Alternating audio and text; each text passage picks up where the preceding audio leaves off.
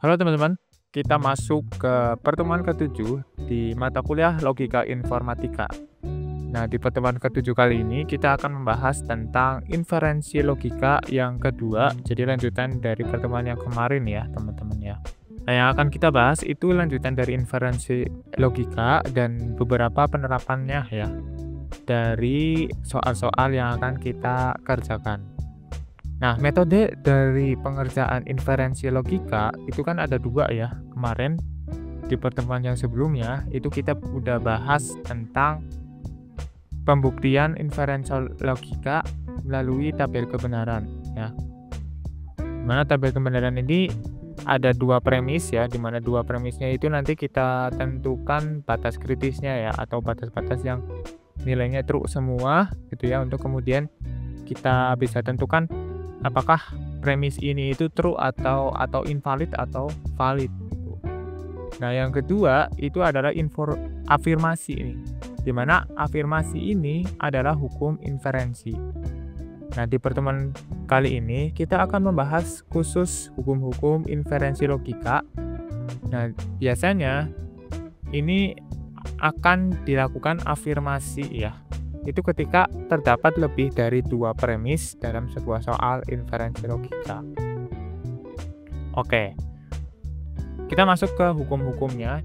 Hukum-hukum afirmasi itu ada 7 nih teman-teman. Yang pertama itu adalah modus ponen, kedua modus tolen, ketiga penambahan disjungtif, 4 penyederhanaan konjungtif, silogisme disjungtif, hingga silogisme hipotesis dan dilema ya. Nah, sekarang kita masuk ke hukum yang pertama, yaitu modus ponen. Nah, ketika teman-teman disuguhkan dengan pernyataan seperti ini ya, pernyataannya sebenarnya ada dua ya. Ada premis 1, ini premis 1-nya. 1, ini premis 2-nya. Ya, premis 1-nya itu P, maka Q. Ketika premis 2-nya adalah P, maka kesimpulannya adalah Q. Jadi kalau teman-teman punya pernyataan seperti ini, bentuknya, itu pasti kesimpulannya adalah lawannya ya.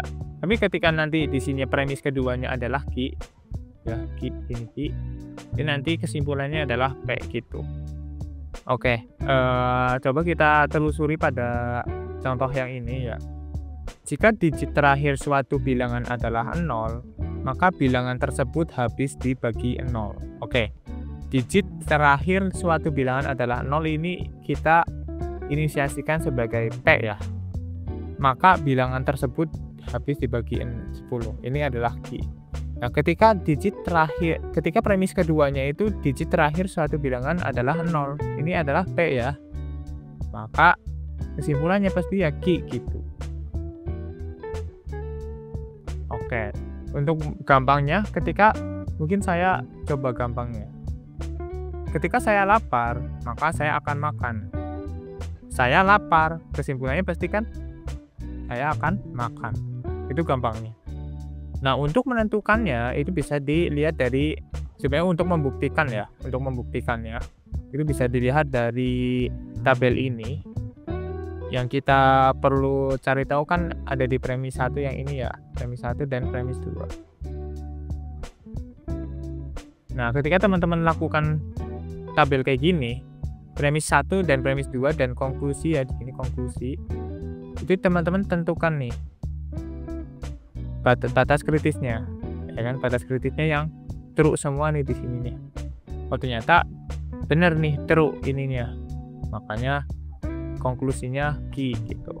Ini dalam kasus soal yang ini ya, rumus yang ini.